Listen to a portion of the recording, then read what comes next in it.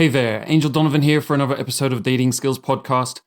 Today we're talking about designing your social life, your social lifestyle. We've touched on this previously in an episode with Brent Smith, but today we're going to go into more depth.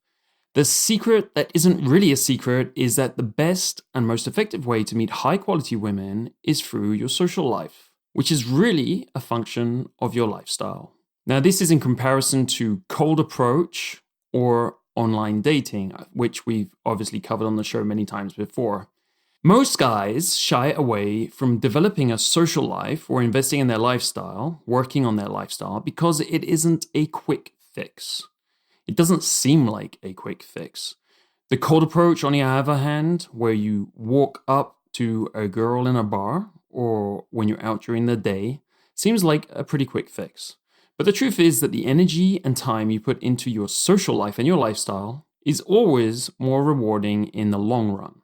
Yes, it may not pay off this week, but in the months to come, in a pretty short time, it will start to pay off. So if you get that mindset, and we ask pretty much everyone in the Dating Skills Academy, for example, to start developing this mindset, then the results and the rewards really come back to you. In many ways, not just about women, I have to say also. So everyone should be working on this. Today's guest is Greenway, who has made a real name for himself where it comes to building a social lifestyle. In fact, he's kind of known for having a jet-setting lifestyle. He's developed his own lifestyle primarily in two of the world's top cities, Los Angeles and London, which you'll hear about more in the show, details on his life and so on.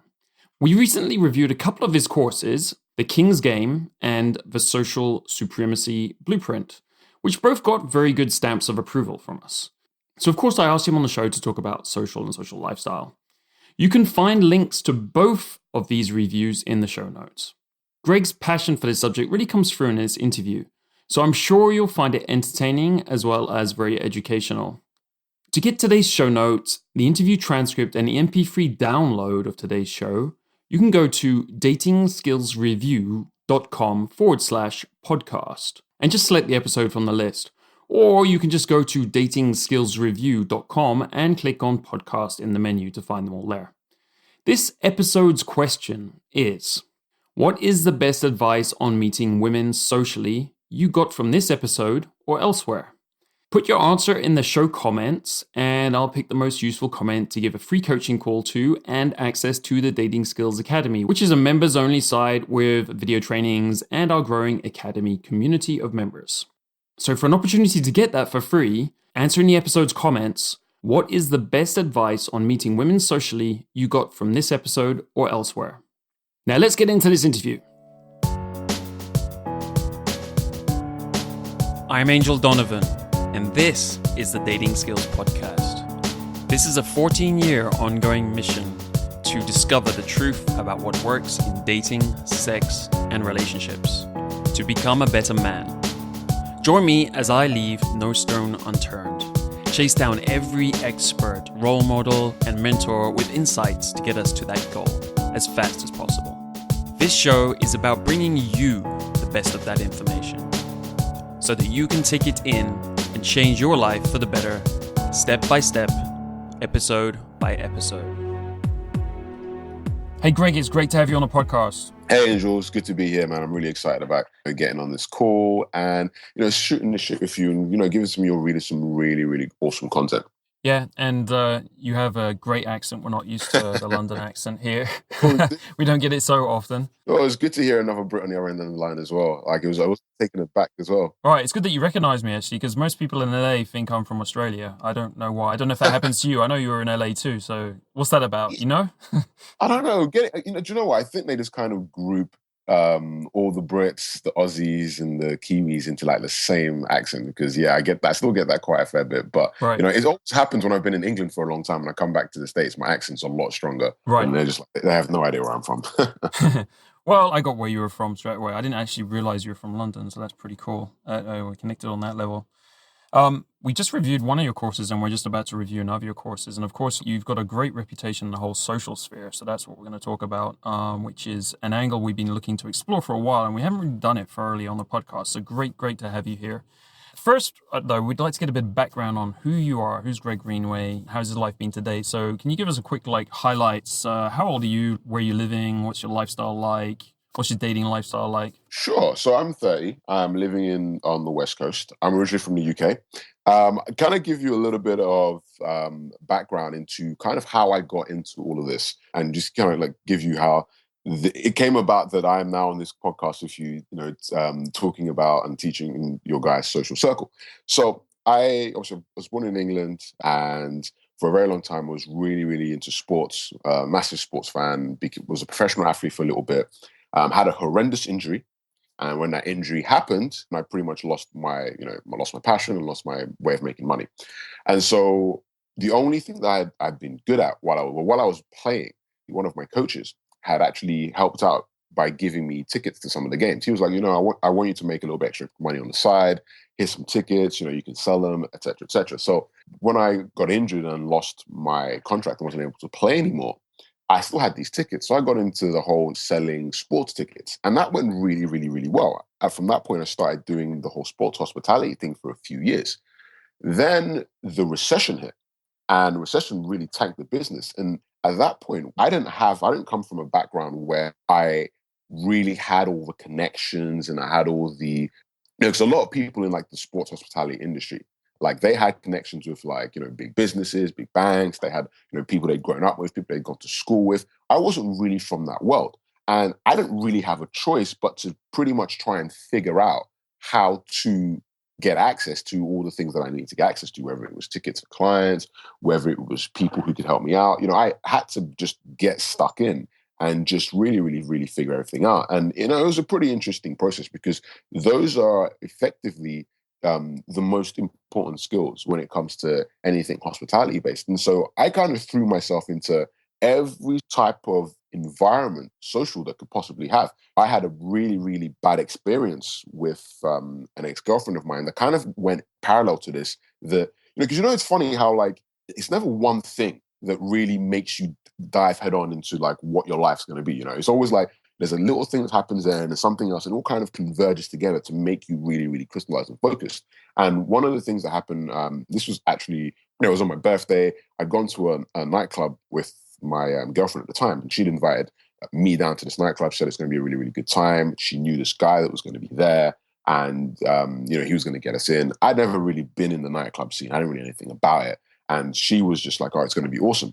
To cut to the club, we get there and we meet this guy that was supposed to help us get in. This is her friend. This is a contact at the club, and he wasn't much to look at. He kind of looked like who's that kid in Harry Potter, the ginger one? He kind of like the ginger one, but the fat ginger Harry Potter kid. He looked like that, right? I got there. Not really anything to look at, but it was ridiculous watching this guy operate because we were in a bar before we went to the club, and all the bartenders, all the staff, all the girls, the managers, everyone just kept coming up to this guy and just they were just being very, very chummy with him. They were hugging him. The girls were all over him. And I was like, wow, okay, this dude is not much to look at, but he seems to just captivate everything in the room. And at the time, I just thought he was some rich kid. I just thought, oh, he's probably got a lot of money. I just don't know what was going on with him. And so we left the bar and went to go and get into the club. And as we got towards the club, I was kind of at the back of the group, and everybody goes in and I get stuck outside. So this is my birthday, and I've been stuck outside. My girlfriend's gone in, everybody else has gone in. I'm trying to explain to the bouncer, I'm trying to explain to the door people, hey, this is, that's my girlfriend, that's my group, and they're just not having any of it. They're like, no, sorry, we don't know who you are. And so I stuck outside. It's raining. My birthday's in January. You know how cold it gets in England, January. So it's cold, it's raining, it's wet, it's miserable. It's my birthday, and I'm just like, oh gosh, this is it's a disaster. So I try calling Lauren, my girl at the time. And I call her, no answer. I text her, nothing. Eventually, she texts me back, and she's just like, hey, I try to speak to, the guy's name was Jody, by the way. I try to speak to Jody to try and get you in, but there's nothing we can do. I can't really come out and get you. Can you just come and pick me up later? And I was like, wow, that was really, really, that was a real, real wake-up call for me, because it kind of just showed me that regardless of whatever relationship that I thought I had before, this whole social scene, this whole social world, I had no idea what it was about. It was just this entire world that I didn't have any clue what was going on. And it was so powerful that it made Obviously I realized what was going on later, but for me at the time, I was thinking, this is so powerful. It's made my girlfriend ditch me on my birthday for this world.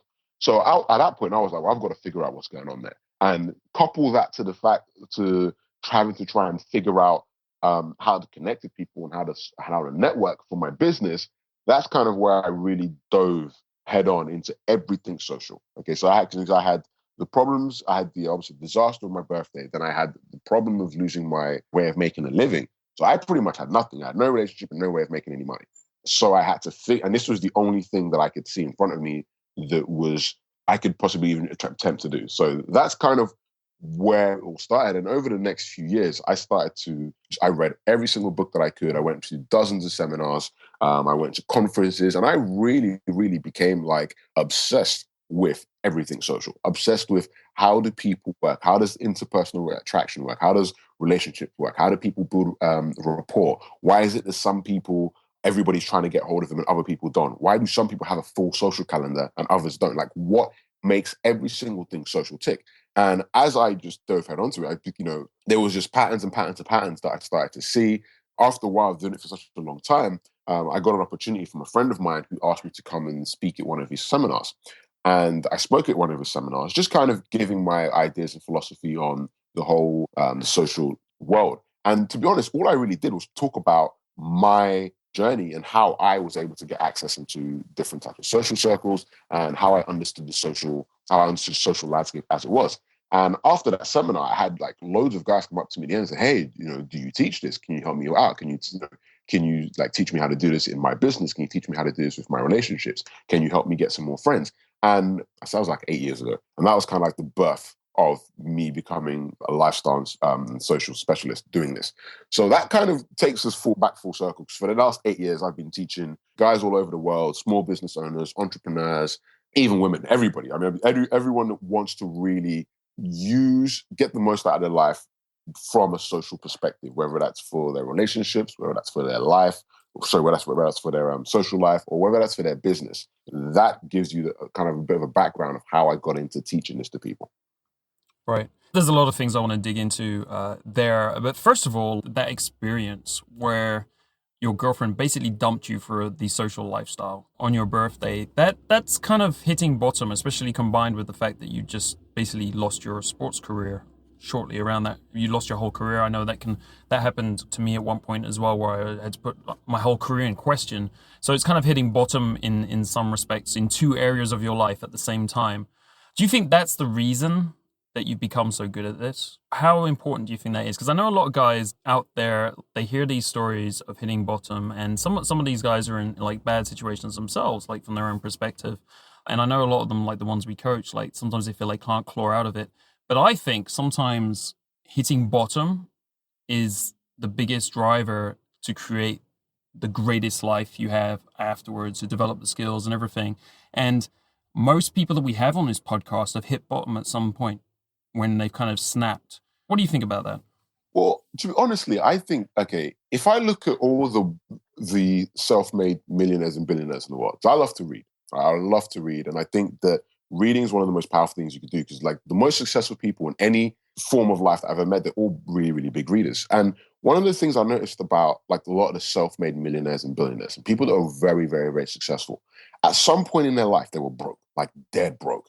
And at some point in their life, they hit rock bottom. And I think that does two things when you hit rock bottom. I think number one is that you no longer become scared of it because it's happened. You're like, okay, well, things can only get better from here.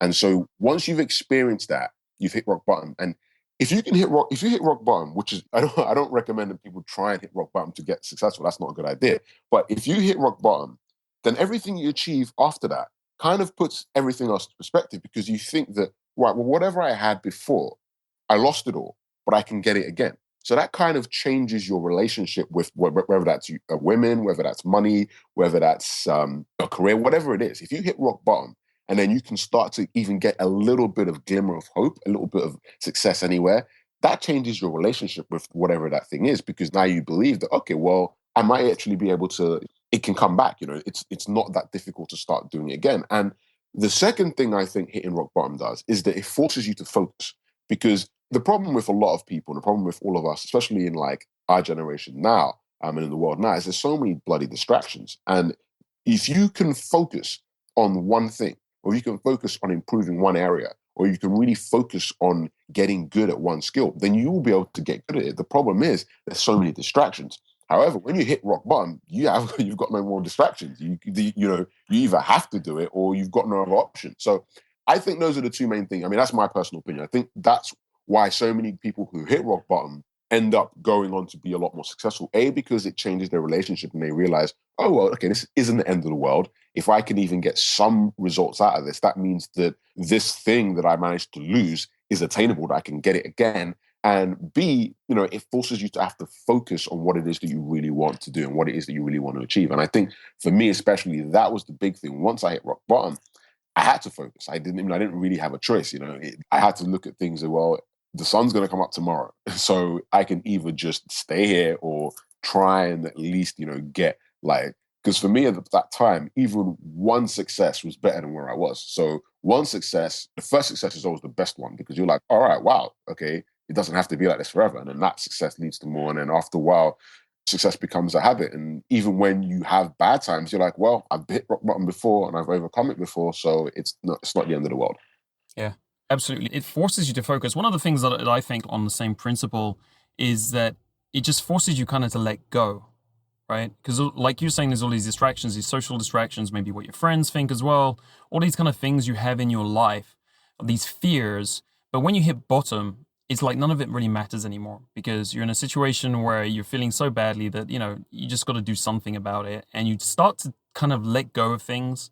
And it's important to let go of these fears, these little things which don't really mean anything. And so I think that helps to play a role to bring you to that focus where you're just like, well, I got nothing to lose. Like I might as well just try this. And then you end up with that focus and enables, and it's something that I'm guessing today that you have that focus still when you're doing projects or whatever. Do you think you've been able to keep that focus, maybe not just for this part of your life, but other parts of your life as well? Yeah, I mean, one of my biggest problems. I am notoriously difficult at focusing, which is really unfortunate for me. So what I've managed to do is I've managed to get to a point where I can kind of be aware of where I'm going to go wrong. So I've got really, I work on processes to help me not have to kind of help me from myself because I know that I'm not the best focuser. I don't focus very, very well, but I can focus for short periods of time. So I'll try and get as much done in the time that I can. But I think the book, I'm trying to remember which one it is. I always get it wrong. It's the Malcolm Gladwell book. I think it's Outliers. He's one of his books, Outliers. The one he talks about 10,000 hours worth of, Outliers. Now, yes, I'm not the greatest focuser, but the point, what I'm now, because especially with this, especially with like coaching and writing and giving talks about social circle and social training, I've done it so long and so many times that it's starting to become so much easier just to fall into a habit of it. There's a great quote I love from Stephen King, and he writes, I can't remember how many thousand words it is, but he writes every single day, whether he wants to or doesn't want to. And he's like, even if it's total dog shit that I write, it doesn't matter. The fact that I'm writing every single day has turned me into one of the greatest authors in the world. And that there's got to be something said about just doing it, just going out there and just continuously doing something over and over and over again. Like it just becomes so much easier. So I've made so many projects. I've written books about this. I've written courses about this. So whenever it comes down to talking about this area, whenever it comes down to creating a course about this area or working for a client or working for a student, because I've done it so many times before, it can just become very, very quick and easy for me to get back into it. And, I'm sure we're probably going to talk about this later on. The entire system that I have for creating a social life or accessing a social circle, it's exactly that. It's a system. It's a process. It's like punching keys into a keyboard. Like it's very ABC. And whatever you're trying to figure out, if you can systematize it and you can make it a process, the whole thing becomes easy. Then you don't have to think about it. You just know, okay, I do A, I do B, I do C, I get D. Add that to practicing the thing, and you're gonna get whatever you want to get out of it. It becomes That's right, right. And then once you have some kind of system, you just yeah, repeat, and it becomes like a habit. Nothing will change your life unless it becomes some kind of habit. That's basically what you're talking about here. It becomes routine, habit. yeah, exactly. Great man, great man. So quickly, like a bit background on your dating life. Like how many girlfriends you had, where you at in terms of the type of dating lifestyle you have now. Well, okay, so I kind of fluctuate between having loads of different, like being in a situation where I've got loads of different girlfriends, or kind of just being with just one person. It kind of, for me, it's always about the person. When I first got into this, I've always wanted to kind of just, yeah, I wanted to like have loads of fun. Yeah, I wanted to not be in a situation where my girlfriend would ditch me for a nightclub. Yeah, But didn't want that to happen again. no, I don't want that to happen again. But for me, it's always kind of been, I just want a really, really awesome person to be around. And so I've never been one of those people that, well, once I started getting into this, once I started, really concentrating on this aspect of my life, I always said I'm never going to settle, because I've seen friends from mine, I've heard it from students.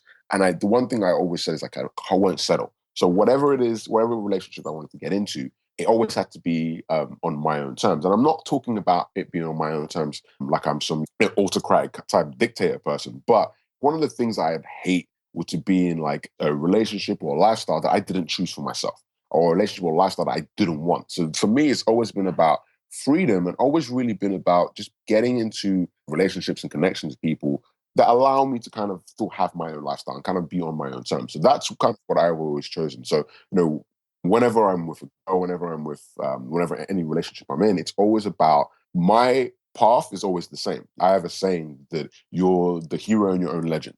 And that never changes. Like, my path, my journey always remains the same.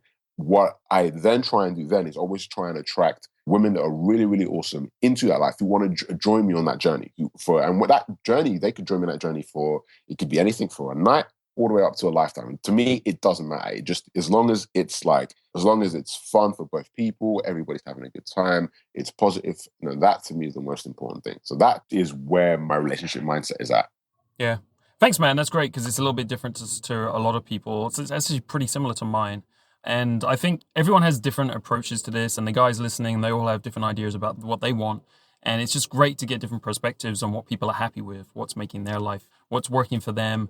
And that's obviously working for you. And it's something that sounds like you've just been stable for a while, and you'll probably continue doing for a while. Yeah. Being with the person as long as it works. And I also think that works well in today's times, which are ADD. There's lots of changes. You left London, you come to LA, maybe you'll go somewhere else afterwards. These kind of lifestyles, they're not great for 30-year marriages, or, Yeah. because we're changing so much that we're not necessarily synced up with someone over a 30-year lifetime. Yeah. It's pretty difficult to be like that.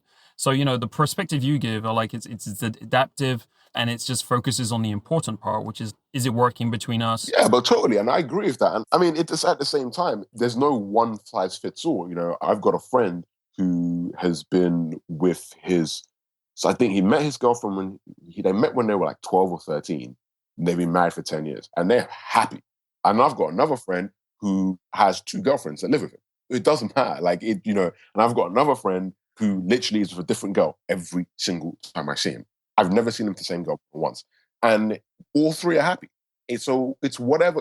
Like, you don't have to feel like you are pigeonholed into one specific. Like, I can't tell you what is going to make you happy. You can't tell me what's going to make you happy. You just got to go and find out what it is. And then at the same time, once you know what it is that's going to make you happy, then encourage and bring people into your life that are going to share that kind of lifestyle, and are going to share that philosophy with you. The worst thing is to either force someone else's philosophy on you, or have someone else's philosophy be forced upon you. Like, that's the worst thing ever. So whatever it is that you want, luckily live in a society where, as long as you're a good person, as long as you're not hurting people, as long as you're bringing positivity into other people's lives, you can pretty much have whatever you want. Like, whatever life you want, there is somebody else out there who would like to have that life as well.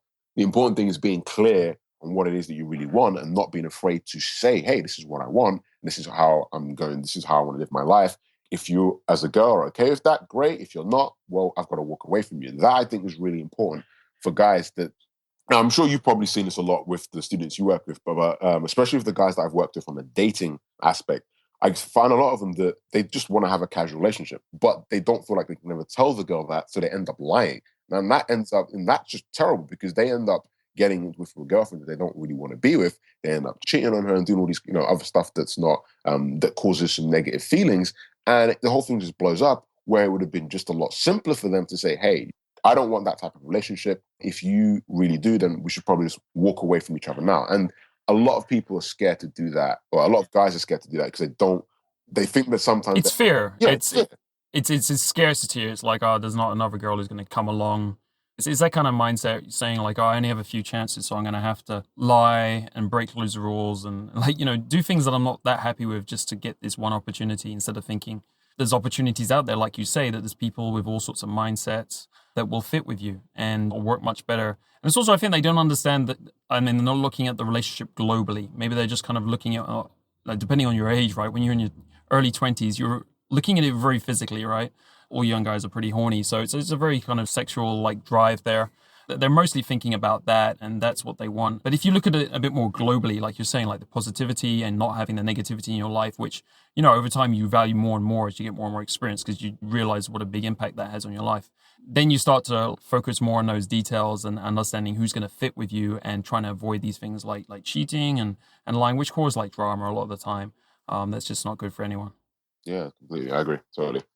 Excellent, man. So, just to bring that up, because like a lot of guys, they kind of get into this, and even when they learn some skills, sometimes they walk down the wrong path. So, because they haven't thought about this stuff a lot enough, they end up being less satisfied than they were to start with, or they don't get that extra satisfaction. And Yeah. if you're going to learn this stuff, it's really to become more satisfied. So, it's very important to keep this kind of thing in mind. So, let's talk about your stuff because that's the really cool stuff. And it's a little bit different. First of all, just wanted to, because we're talking from a dating perspective, of course, a lot of guys are into like cold approach. What we call the cold approach is like walking up to strangers in different scenarios, whether it's bars, like and you never met them before. And that's become, a big thing because of pickup artistry over the last 10, 15 years.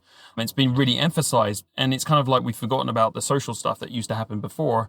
And the social stuff that still goes on today, and we don't talk about it enough. But we're great believers. I mean, like a lot of the women I meet today are socially, right? It just kind of happens naturally, and I know that's been your whole thing, right? And you've also taught other guys like Jason Capital and stuff and they think it's fantastic as well. So, what would you say if you compared cold approaching, what you know about that, to your approach in terms of dating? What's the differences and the advantages and the disadvantages, and what should guys think about there? Sure. I'm really, really passionate about this, and I'm probably gonna, I want to come out with some. Some people say that my views are controversial. Some people really love my views. I'm extremely passionate about it. I don't pull any punches about it, and I'm really like, there's no compromise with me when it comes to this. I wholeheartedly believe that the cold approach is just so inferior to the social way of doing things. It's like I will just shout it from the rooftops at anybody that wants to fucking listen because it's just. All right, put it this way: whenever I talk to what is a cold approach? Cold approach is like you explained. It's when you go up to a complete stranger and you attempt to convince that stranger to do something that you want. That is what it is. You go up to a complete stranger. Now, my entire philosophy is that women are supposed to chase men. Okay, now that's my entire philosophy, and because you look in the animal kingdom, if you look at how it was many, many years ago, you've got a guy or a male, okay, who's really, really dominant, who's got his shit together, who knows what he's doing, who's the ruler of the roost, and all the other females are trying to be the one girl that ends up with that guy. That's how it's supposed to be. Women love to chase men. They love it. They love to chase guys. I've got lots of female friends, and when you listen to them talking, the single ones, there's always some guy that they're trying to get. And for them, they're so passionate, like they get so happy when they get that guy. They go to, if it's a guy at their workplace, they get a new outfit, they start doing their hair differently, they do all these little things to try and notice the guy and try and get the guy, and they do all these little cute things to try and hook up with this guy. So women love to chase. What you do when you have a cold approach is you immediately remove the option of her chasing you, because what happens when you get a cold approach, and yes, there's a little bit more advanced ways of cold approaching if you have to than turning around, but we probably won't get to that today. But the majority of cold approach, it requires pursuit. Like you meet if someone's a complete stranger, you go and you start talking to them, and then you start to chase them, whether it's for a phone number, whether it's for a date, whether it's for sex, whatever it is. That's how most guys do it. That is backward. Okay, that doesn't make any sense to me, because think about it this way: would you rather go for 10 job interviews or have 10 people call you to be headhunted? Okay, would you rather have 10 job interviews or have 10 applications hit your desk and you got to pick which one you want? Now, that's the difference between cold approach and social circle. Like you could, if you have a social life, or if you have a lifestyle where you've engineered it in such a way that women come into your life, every single thing you do becomes so much easier. Because if you imagine like on a spectrum, like, so you've got 0 on one end of the spectrum, which is completely cold, right? And then you've got 100 on the other end of the spectrum. So sorry, 0 is strangers, 100 is like a significant relationship, whatever that means to you. Now, if you go in cold, like if you've never met this girl before, you start at 0. Do you know how many obstacles there are at 0? You could look like her ex-boyfriend. She might be having a bad day. There's so much going on that's got nothing to do with you that's going to affect that interaction. Now, if you come in what I call a warm approach, which is what I call it social circle seduction. Social circle seduction creates warm approaches. If you come in a warm approach, then you are so much closer to a significant relationship than when you first started. Now, because when a warm approach with social circle seduction, she gets the chance to know stuff about you before you even met her. Okay, a lot of the obstacles are removed, and when you start to really go after the really high quality girls, like the ones who are the best looking, the ones who have their stuff together, the ones who've got good careers, the ones who are emotionally stable, they don't date outside their social circle. Very few of these girls will ever venture out and date outside their social circle, simply because women set their social life up in such a way so that it does everything that they need for it. So all their friends are in their social group, all the positive emotions, all the support, all the everything they could possibly need comes from their social circle. So what they then do is that they then date guys who are either, they don't necessarily have to be from that specific social group, but at least connected to them in some way. And so when you go out away from that and you try and approach her completely cold, you're just causing you're just making it a lot harder for yourself for no apparent reason. As a guy, you need to be doing your own thing. You need to be going on your own life. You need to be like on your own path. To divert from your path. So imagine a scenario. You're a guy, you're on your journey, you've got to you're ambitious, you're trying to figure your own stuff out. Now, let's say that you are, whatever that journey may be. Now, you at some point in that journey, there's a girl that you are interested in. Now, you divert from your path to go and talk to that girl. What does that say about your journey? It says that you are easily swayed. And these things may not seem like stuff that's really concrete, but on a very subconscious level, it's what all women really realize in their head when you stop whatever you're doing, you go and talk to her.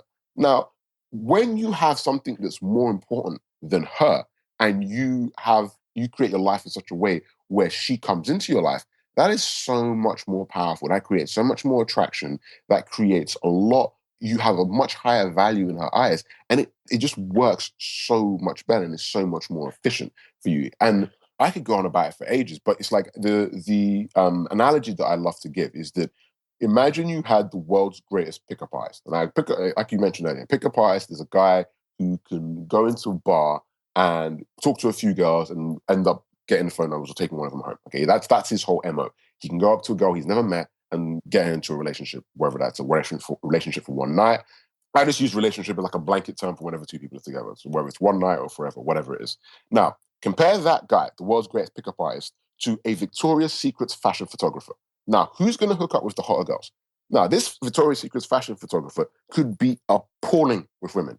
It doesn't matter. He's still going to stumble into a couple of good-looking girls in his lifetime. Whereas the pickup artist, if his life is not conducive to meeting the type of women he wants, he's only ever going to get what he runs into. So if you want a higher quality of women, if you want the women that you actually want in your life, then you've got to set your life up in such a way where you're going to be surrounded by those women.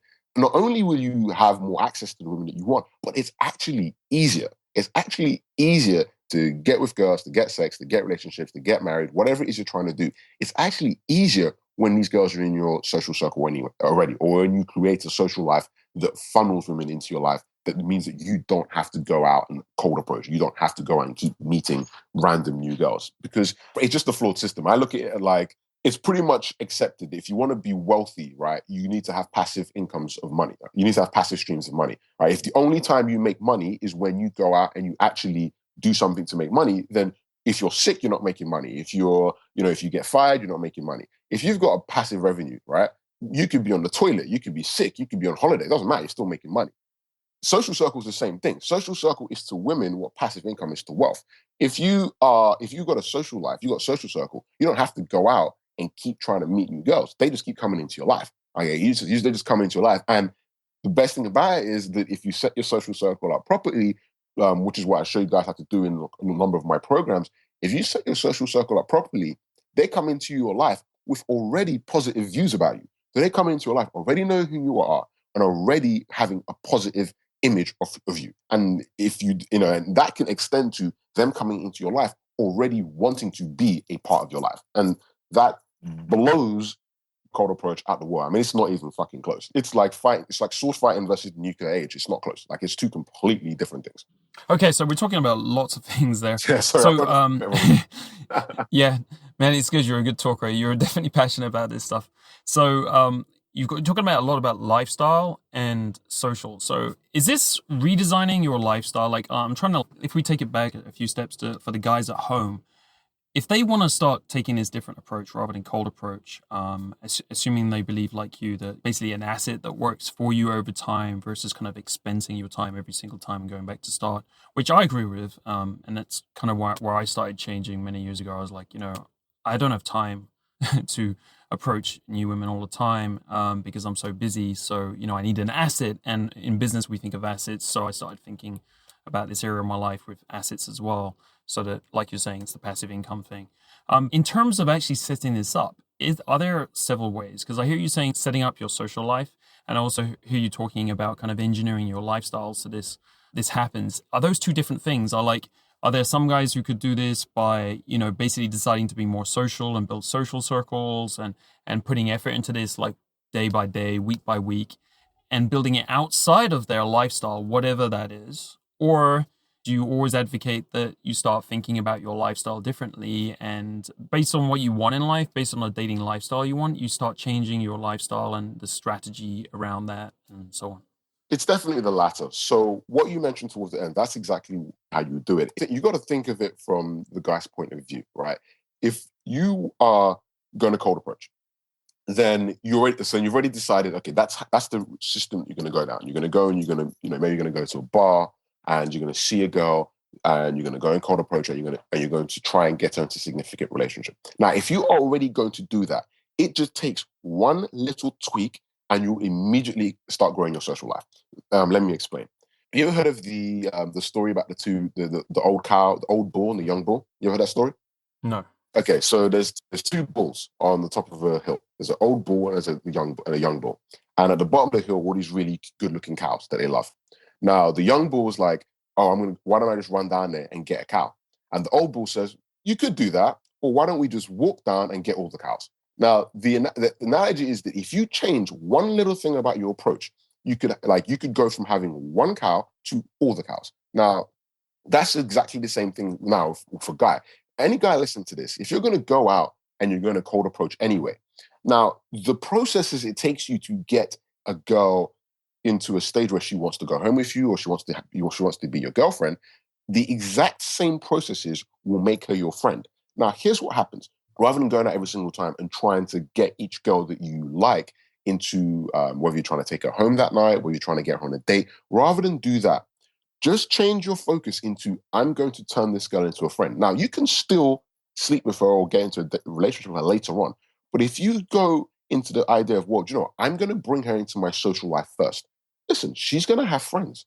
Okay, her friends are going to have friends. Now, you don't know if one of her friends is actually better suited for you than she is. You don't know. So, and it's actually easier for you to make her your friend than it is for you to actually do anything else. And women love having guy friends. There's so many good, there's so many like benefits for women to have that. Now, the problem is a lot of guys start thinking, I end up in the friend zone or that. That doesn't matter. If the friend zone doesn't exist anyway, and especially if you are the one who's dictating the relationship, like if you're the one who starts, when you go and meet and throughout your conversation, you're saying, you know what, you're a really, really awesome person. We should hang out again. Why don't you and your friends come to this jazz bar next week? I'm going to be there for a couple of my friends. It'd be good for us to all to hang out. All the difference is that instead of you getting her on a one-on-one date, what you've done now is you're bringing her into your social life. The caveat, yes, you need to start having a social life. You need to start looking around your town and your city and doing things that you enjoy doing, going out and exploring, going out and actually enjoying your social life. If you have that in place, which is always the first thing that you want to do. And, I teach guys exactly how to start having their own social life based on whatever their interests are. This is a really important point, I think. I think we find with a lot of the people we're mentoring and coaching is that they don't have much of a social life, or that they don't have a social life they're happy with. So maybe they're going to the same bar all the time and drinking, but it's not really making them happy. It's just what they've always done, and it's kind of what all their friends have done, and they're kind of stuck in that zone. So what would be your advice? It sounds like a really important point here, because this is like breaking away from what they've always done for most guys, probably 80%, 90% of guys, in terms of changing to that social lifestyle. What kind of things are they supposed to be doing now? Are they thinking about hobbies, or what kind of things are they going to use to re-engineer their social life? Sure. I mean, it all depends on what the guy really, really enjoys doing. Like for the very first thing, the guy's got to step back and just say, what do I like? And if you don't like anything, then this is even better for you, because you're going to go and just explore until you find something that you do like. But that's the very first thing. You've got to figure out what it is that you like. What do you like doing? Do you like golf? Do you like music? Do you like art? Do you like restaurants? What is it that really you enjoy doing in your downtime? Is it computer games? Like, you may just like playing video games. There are a lot of hot girls that play video games. You've ever been to Comic-Con in San Diego, right? Which is a comic convention, and they've got sorry, not Comic-Con, E3, which is a big video. I love video games. It's a big video game convention in San Diego. There are a lot of women there. Like, there are so many girls there. So it's like, whatever it is that you're into, really figure out what do I like doing? What do I enjoy doing? Then start to build your social life around that. Don't think, what would girls like doing? Because believe me, we live in the 21st century. Every single interest and hobby, women and guys love, sorry. And so that's a really important point, man. Yeah, no, every single, like, there's and also the girls you're probably going to get along the best with. Exactly. And they have a variety of interests which overlap with yours. Yeah, exactly. So once you hit the nail on the head, it's like the first step in engineering your lifestyle, to be surrounded by women who have the highest likelihood to be compatible with you. If you go, if you start really looking into, what do I enjoy doing? If you're only going down to the bar every Friday because that's what you've always done, and you're not really interested in that, expand your horizons. Make a commitment to every single week trying something new. Okay, and it doesn't have to be expensive. You can just, if you live in a big city, it's easier. But wherever you live, you can just Google free activities and then put your city in. Right, just put, like, let's say London. It's an easy city to do, but free activities London. Or get the local paper and look in the classified and see what's going on. There's so much free shit to do, and there's so much stuff that you enjoy to do. And it just another thing you did a few moments ago is that you took some hobbies and interests which typically we don't think are social, right? So you took video games, for example, which obviously a lot of guys like that, and all you did is say, go to the video games conference, and that all of a sudden makes your hobby social. And I'm sure, like, there's competitions, there's all sorts of other social events around most hobbies that we don't think of. We tend to think of, like, we're sitting at home playing video games, but probably anything the guys do and they love at home has some aspect. Like, we were talking to a guy on our program recently, and he said, what are your hobbies? What are you interested in? He's like, I'm really interested in meditation right now. I was like, well, great, because you know what? There are groups who meet for meditation, and you can go out and do that. You don't, like, everyone thinks meditation is all about sitting at home or sitting alone in the park, right? But actually, pretty much everything, there must be some kind of social aspect to it. And you've got a lot more experience than me with this, but I imagine you've redesigned many lives around this. Yeah, anything has got, use meditation, for example. Let's say that you've only ever done, perfect. Let's run with this meditation example. Let's say you've only ever done meditation by yourself. Like, that's your only experience of meditation. You do it by yourself. And now you're listening to this podcast, this interview, and you're thinking, okay, how do I turn this meditation into something social? How do I then turn it into something bigger? Okay, Google meditation groups. Have a look at meditation meetups. If you can't find any, okay, depending on your personality. Sorry, this is a little side note. One of the things that I have in my program, in my course, is that I give examples of what you need to do, whether you enjoy being the center of attention or whether you're someone who's quite shy, because there's two different aspects to take it.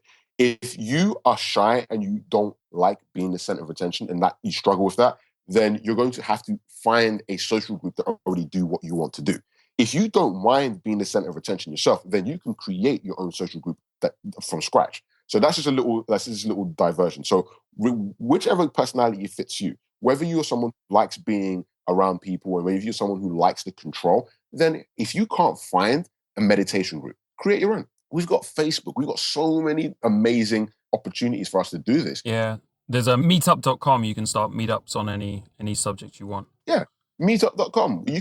You could go to, I'm sure there is some meditation group or meditation forums online that you could get involved in and start saying to people, well, you know what? Now, again, honesty is the best way to go. Let's say you go onto a meditation forum and you start to get a little bit active in there, again, this is why I say it's got to be something based on something you really like, because if you don't like the thing that you're trying to create a social circle about, then this is going to be very difficult for you. But if meditation is your thing and you enjoy it, then you're going to enjoy talking to people on a forum about it. And once you start getting involved in that world, then be honest and say, hey, listen, I love meditation, but it can be kind of isolated sometimes. And I really want to expand my social group. Would some of you lot be interested in, I want to hold a meditation night at my house. We can bring our mats. I've got this really interesting meditation style I learned from some guru in India, and I wanted to try it out. And, it'd be quite cool if some of you want to try it out as well. Maybe next Thursday, we could all get over to my house. This is the address. We can do some meditation. And after that, we could have some eat and we have some food to eat. It'd be nice for me to meet some other people who are interested in meditation as well. That's how you start to create a social life. Okay, that's how you start to create. And then what's going to happen is that I'll be completely honest with you. The people who are best, one of the added side benefits of this is that 80%, maybe 90% of the people that respond to those kind of invitations are women. Guys are notoriously bad at responding to that type of invite, especially from another guy. It's always going to be the girls who are like, oh, that sounds really great. I'm happy that you're being forward thinking. I really want to show up. Can I bring my friends? The guys will start to show up later once all of the girls are there. But you're the one that started it already, so you already have all the benefit from being like the leader of the group.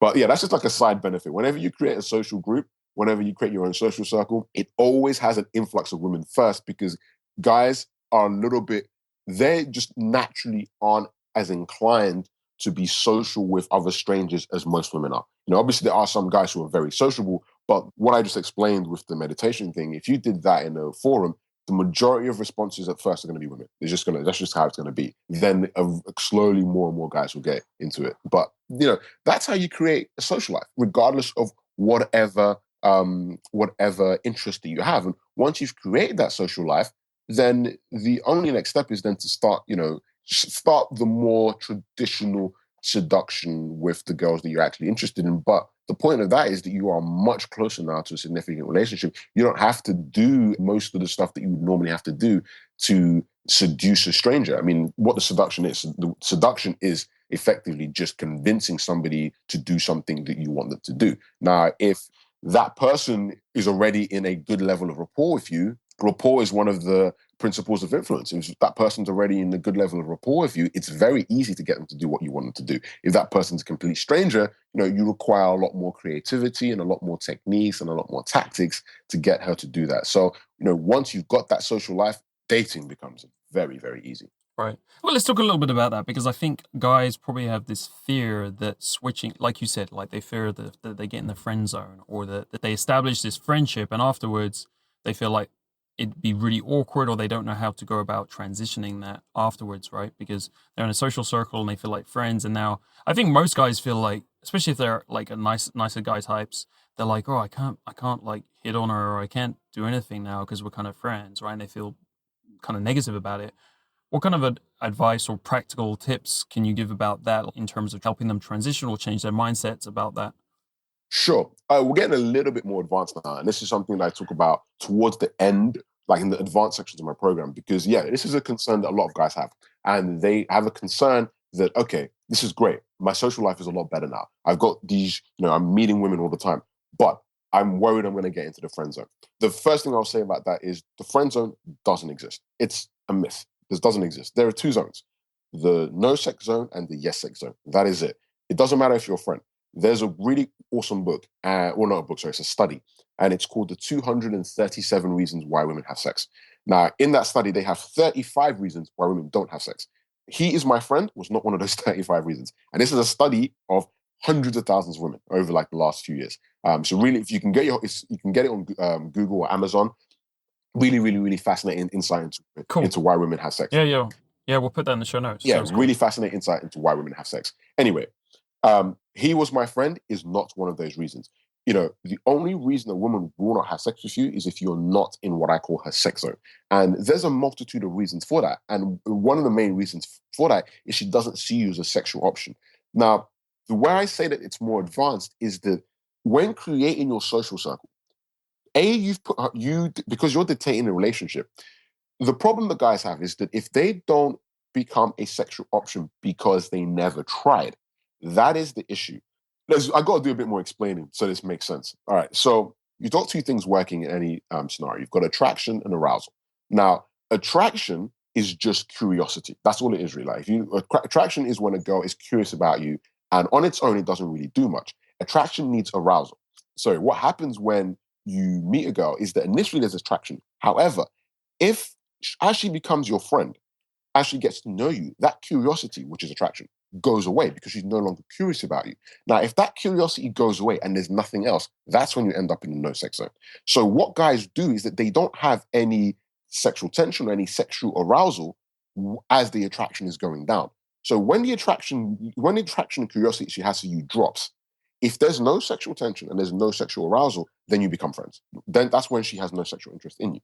You need to keep the tension and arousal there as the curiosity and attraction goes down. So as you become friends, as you become familiar with each other, if there's no tension and there's no arousal, that is when she's going to see you as like a brother. That's when she's not going to be interested in you.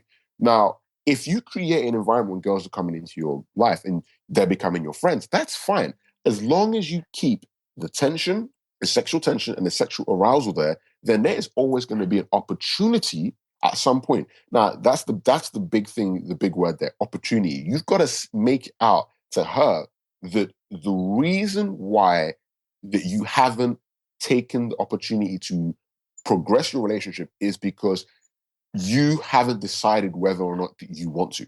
Like, it's not because you're afraid. It's not because she hasn't given you the chance yet. It's because you, as the guy, are dictating the parameters of the relationship.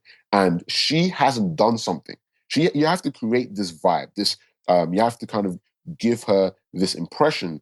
And you can do this with your words, you can do this with your actions, you can do this with how you talk to other people as well. But you can create the impression with her that the reason why she is still a friend to you is because she hasn't lived up to some standard that you have, and that standard is what allows your relationships to become sexual. So once you create that environment, you have to say some really powerful things happen. Women start chasing you, women become very sexually aggressive, women do all kind of weird and wonderful and highly satisfying things to you to reach that standard. And it all comes from the setup. So that's why I say it's a little bit more advanced, because it requires it requires the guy having to, again, look into what they really want to get out of the relationship.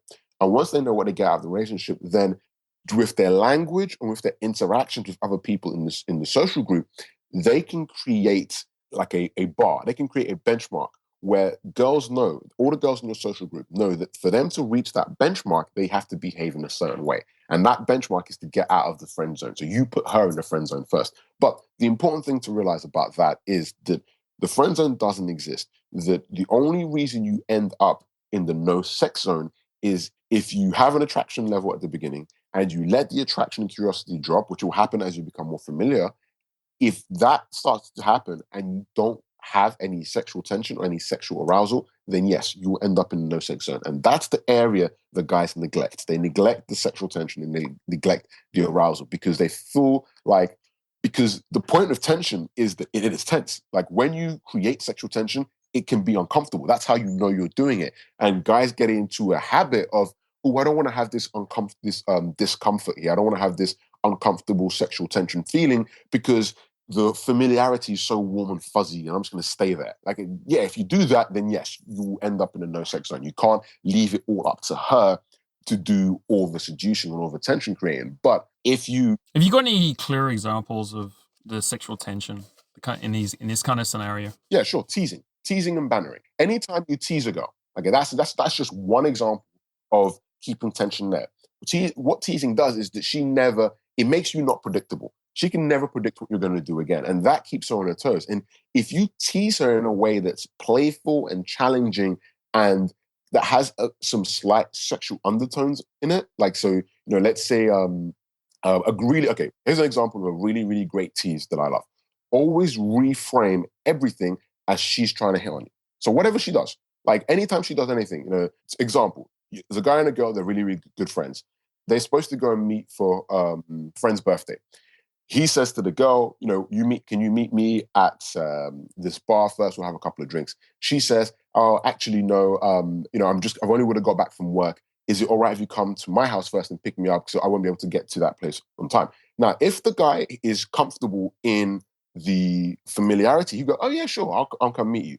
Now, if you want to keep the sexual tension going and you reframe that as her hitting on you, you can say anything along the lines of, listen, you're always trying to get me back alone. You're always trying to get me back into your house. We're supposed to be friends. Stop with all the hitting on me. Again, I just threw that out there, but it's just one sentence, but it's a way of reframing her as being the sexual aggressor. That's just a way of creating tension. That's just one example. Okay, great. So it sounds like there's a lot of, because we've talked about sexual tension on the show before. So everything that we've probably heard about that applies to this situation as well. And guys shouldn't feel like, oh, this is a social circle situation that I should be acting differently in that. So that same sexual tension stuff that we've heard about and we've learned about is also relevant here. It's all the same stuff, all the same rules. Yeah, completely. You have to be aware of the norms and values of that social group. You have to obviously remember that this is still your social life. So there's wherever there's a line that needs to be that can't be crossed, you can't cross it. That's important. But yeah, I'm sure like you said, I'm sure you've covered sexual tension and sexual and teasing and bantering at length before. All that stuff, yeah, you just got to keep doing it. You just can't stop once you become familiar with each other. You have to keep doing it. That's great, man. Thanks for covering that. So that gives the guys an idea that it's pretty much the same actually as if you meet someone in a social situation versus cold approach. I don't think there's a huge difference. I've been in these situations before myself, and I think it's more the nervousness and the mindset that this is a social situation. Maybe I shouldn't be changing this into something else. I guess the other thing guys think about a little bit is if there's a whole bunch of girls in a circle, are they going to be talking, is it okay to hook up with a few of them? Or should there just be one girl? They kind of think out the scenarios like that and are concerned about those as well. Yeah, that's definitely an issue that I get. The guy, it's a quality problem to have, and it's a problem that as the guys who get a little bit more into this, that's the kind of issue that they start thinking about what's going to happen. And I tell you what, are there any landmines in terms of things you shouldn't do in a social circle that kind of mess up? Because we've been building this asset, we've been building this new lifestyle, right? So I guess the worst thing we could do is somehow sabotage it. Are there any landmines or things you shouldn't do? Sure. Now, this more applies to a social group that you access. So somebody else's another social group that already exists and you access. So there's two types of social group. There's one that you create. And I talk about this in my program. When you create your own social group, you create the norms and values of that group. Now, every social group has norms and values that it needs to survive. So these norms and values dictate how it survives. A quick example would be if you had a social group built around meditation, for example, one of those norms and values could be that every week somebody brings a meditation book to the group. That's just an example. That could be it. Let's say you have a group of your friends. Let's say you have your tight-knit group of guy friends. A norm of that group could be you don't hit on other people's girlfriends. That's a norm and a value of a group. Okay, so if you create your own social circle, then you dictate the norms and the values. Now, when you access another social group, norms and values already exist. It is your job to identify as quickly as possible what those norms and values are. Now, once you've done that, those are the things you don't want to cross. Okay, you have to know. The reason I can't give you a specific example of because every social group has different norms and values. Right. But that's an important insight there, just in itself, because there are some social groups where everyone kind of hooks up with everyone. Yeah, and it's fine. And it's kind of a free for all, and it's perfectly normal within that social group. Within another social group, it can become a big issue. Oh, totally. Cause drama and you've got to, when you're in that social group, and I give you loads of techniques in the program how to do this, but you've got to, as soon as possible, identify what the norms and values of that group are, because it's very, very important. Like you said, you don't know the spectrum is. You don't know what the criteria is. There may be some groups where you go in and it's completely normal for everybody to hook up with each other, and that's fine. No one cares. There may be other groups where it's if you date one girl, you are automatically barred from dating all the other girls, and you don't know. They may be one specific girl that people are friendly with, but she's almost like, if you date with her, all the other girls aren't interested anymore. You don't know. You have to spend, and you can do it very quickly, but you have to be committed to figuring out what the norms and values are. And once you know what those norms and values are, that is the big thing that you don't want to do. You don't want to cross them, because only two things will happen. One, you'll get kicked out of the group, or two, the group will break up. Here's a little bit of insight into social groups. All social groups, whether it's a small group or a large group, one of their purposes is to survive. Okay, they need to survive. And what they do to survive is they avoid all types of tension. So if you're a new person, you come into a social group and you create tension, the easiest way is to get rid of you. So they'll just stop inviting you out places, they'll just get rid of you. Other thing that will happen is, if you come into a social group and there's, like, let's say a lot of people like you, and then you cause tension, the group will break up, because there'll be some people that don't want attention and some people that still like you. But whatever happens, when there's tension, the group splits. Whether it splits you, one person leaves, like it's a big group and one split you, or it splits in half. So you just have to be wary of that you don't want to ever cause any real social tension. And the social tension is dictated by the norms and values of that group. So you want to figure out what the norms and values are, and that becomes the line in the sand. You don't want to cross that. This isn't like one of the mindset shifts that you have to get away from cold approach. And it's one of the, I've got an entire module dedicated to mindset shift, because I have a lot of guys that come into my program who have originally been in a very, very cold approach mindset. And one of the big mindset shifts that you have to have is that this isn't it's fine, I'll just go to another bar tomorrow. You can't keep doing that in this type of environment. You've got to assess the situation first and then not overstep the boundary. In cold approach, it actually is advised to push the limits, because that's how you're going to get better. In social circle, it's not, because that's just going to get you ejected from the social group. So that's one mindset shift that guys have to have when coming into this type of lifestyle. Greg, thanks so much for answering that question, because I'm sure that is a concern, and that's a really interesting insight I hadn't thought of properly before. So that's great. We're running out of time here, and it's a shame, because there's a whole bunch of stuff that I'm sure would be interesting to discuss with you, like how to access VIP social events. And I was also thinking traveling. I'd love to have a discussion with you sometime about traveling. Maybe we can get you on a podcast another time to talk a bit more about some of the other subjects related to lifestyle, and that'd be really cool. But for now, there's a few questions we ask everyone who comes on the show, just a little bit to get an idea of who you are underneath. Okay. What has been the best experience you've ever had in a relationship to date, or with dating in general? Best experience I've ever had in a relationship to date? That's a good question. That's a really, really, really good question. Whatever's most meaningful for you, that's what we're kind of trying to get at. Well, here's the thing. Not only is that a good question, right? It's difficult for me to answer because of the type of person that I've become. I get very, very, very intensely involved in a situation and in that time. So I could have 1 minute where that 1 minute would be the best minute of my life. And I'm not, you said it very early on, and it was very, very, very key. I can't remember, guys should probably go and listen to it again, but you said it very, very early on about scarcity mindset. And for me, to pick out one situation would kind of go against my abundance thinking, because I'd say, well, that's the most, that gives it on a scale. Right. Whereas for me, there's been I really just enjoy being really, really connected to someone. And that's not something that's only ever going to happen. I don't believe that's something that's ever going to happen once. I don't believe there's ever going to be one moment when I feel like that. So to pick out, I know this is very woo-woo and not exactly answering the question, but to pick out one scenario where it's just been that amazing, I don't know, it's difficult for me. I can say that the girl that I'm with now, the last New Year's Eve we just had, that was a really, really, really awesome time. New Year's was really, really awesome. We had a great time. Really, really connected. We're very, very, very happy. I could say that, but then was there anything was it just kind of the connection there? I know this is an example, and I do get where you're coming from. Yeah, not being able to pick. What was it in that one example? For example, is it the connection with the girl, or is there something specific that's meaningful to you? Yeah, it was the connection with her, the fact that my friends were there as well. I just, you're in a scenario where I was there's nothing else I could really want in life right now. I've got an awesome woman right here, got my friends here.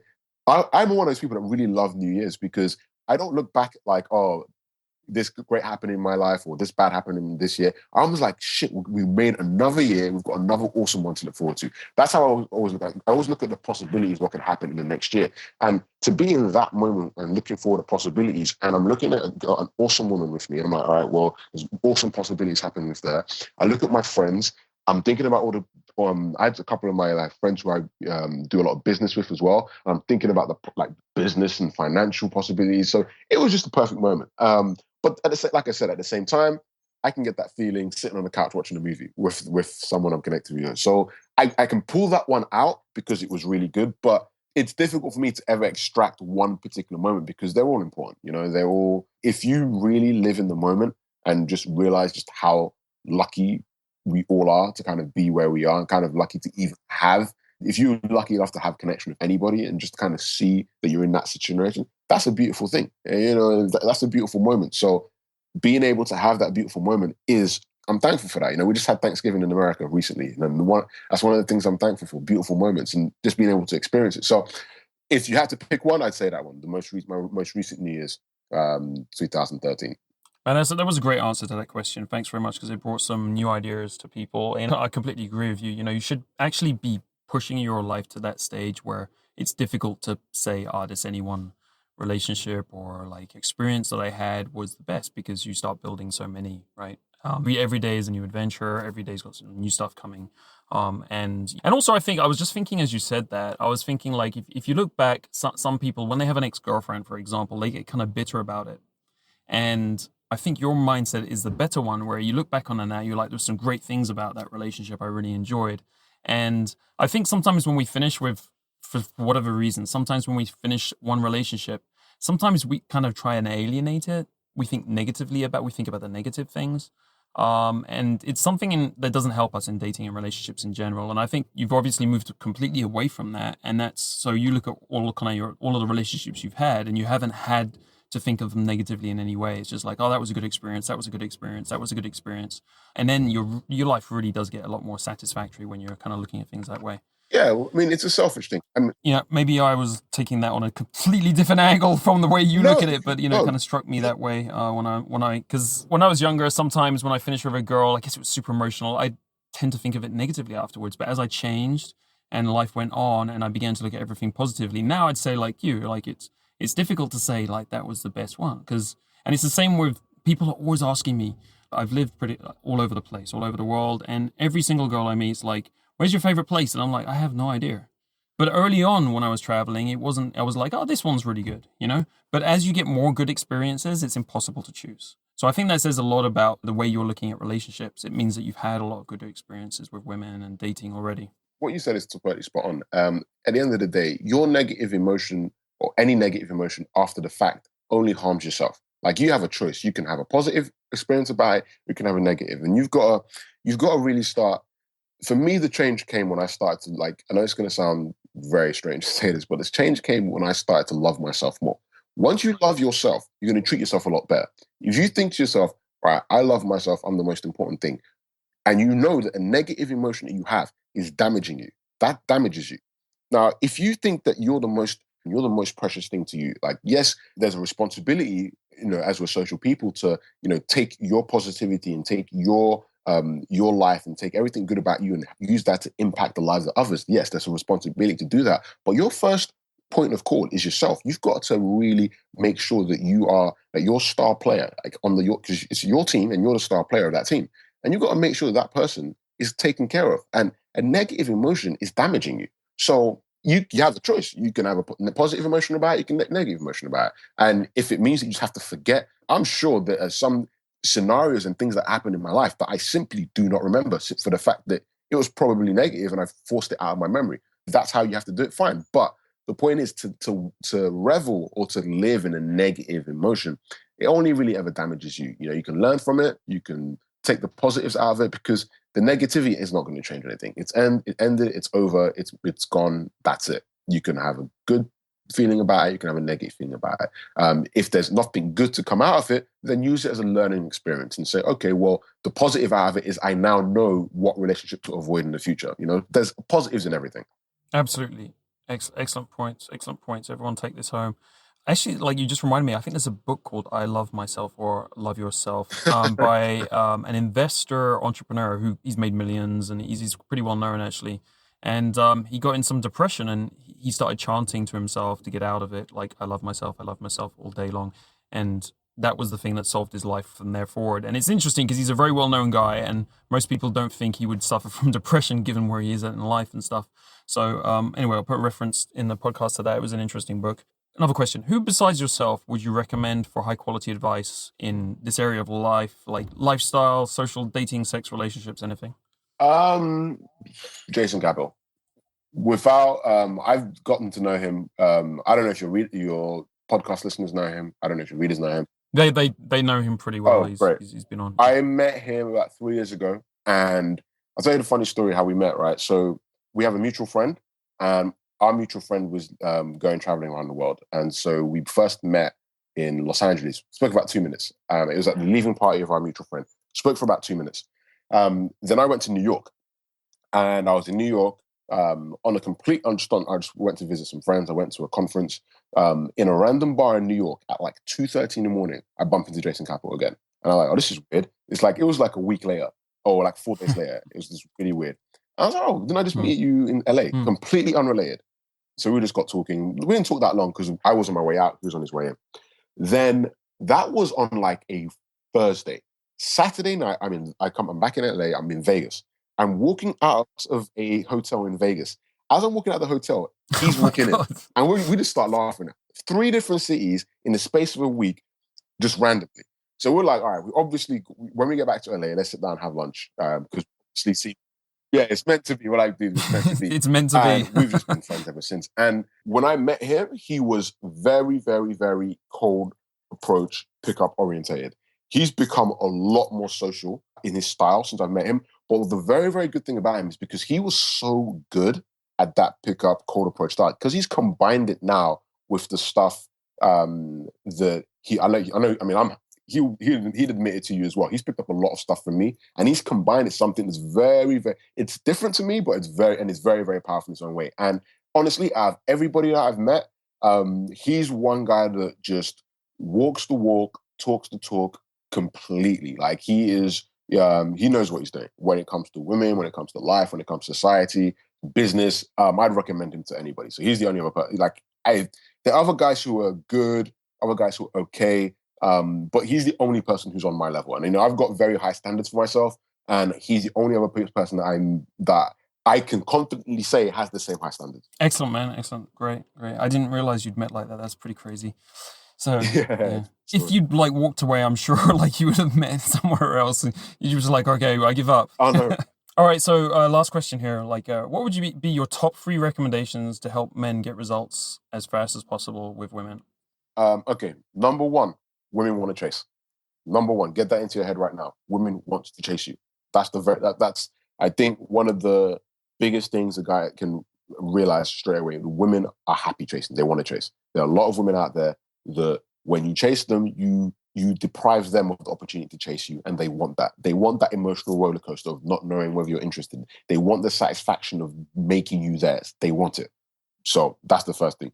Number 2, concentrate on engineering your social life. Start to engineer your social life, because if the moment your social life gets better, the moment you put your social life in such a way that it funnels the women that you want, everything becomes easier. You get the women you want, you get the dates that you want, you get the job that you want, you have the friends that you want, you have the adventure that you want. It's like the small hinges open the biggest doors. And this is one small hinge.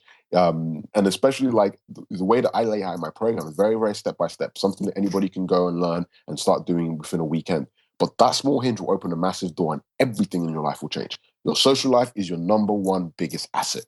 Okay. And if you build that asset, I know we're talking about girls here, and yes, it will drastically improve the quality of your sex life and your dating life, but it will also improve the relationships you have with people. It'll improve your family life, your professional life, your friends, everything. So those are the first 2. Third one, what will be the third one? Well, those are the 2 most important ones. The third one, honesty. You have to be honest. Whatever you're doing, be honest with yourself, be honest with the girl, be honest with everything. Once you can really embrace being honest, honest about your desires, honest about what you want, honest about what you want from life, honest about what your standards are. Don't be afraid to be honest. Okay, that's a very, very, very important thing for guys. That's how you become a real man. When you can be honest about, hey, I don't want a relationship, or hey, I do want a relationship. Hey, I only want to have sex with you. Whatever it is, be fucking honest. Like, you owe it to her, you owe it to yourself, you owe it to everybody around you to just be an honest human being. Because 7 billion people in the world, you will find enough that want to do the exact same thing as you. There's no need to be dishonest to people. So those are my 3 main things. Number 1, women want to chase. Number 2, concentrate on engineering your social life. Number 3, be honest. Craig, thank you so much, man. It's been an information-packed episode, and you rounded up with some great points. And I've loved that you brought some really different insights out, kind of sidewinder answers to my questions. So that's always great. I love to see that. And like I say, I think we've got tons to talk about, other topics, and so let's get you on in future. It'll be great. Yeah, I mean, I love doing these. Sure, I'd be happy to come on again. I mean, this is probably one of the longest ones I've done, and we didn't. This, like you said, there's still we didn't cover a ton of stuff. Dude, I can talk about this. Like I said, I'm very passionate about this. I could talk about this all day long. I mean, I do. I coach students every single day. But yeah, at any time, let me know. If it fits into the schedule, I'm happy to get back on here and just do some more. It'd be great to share some more, social circle tips, some more social lifestyle logic with you guys. Take control of your dating life today. Take one idea or one insight from today's episode and apply it today. Don't wait. Do it today. That's all it takes to change your life, step by step, episode by episode. Learn more about what I, Angel Donovan, and my team do at datingskillsreview.com. How we help men like you take control of their dating lives.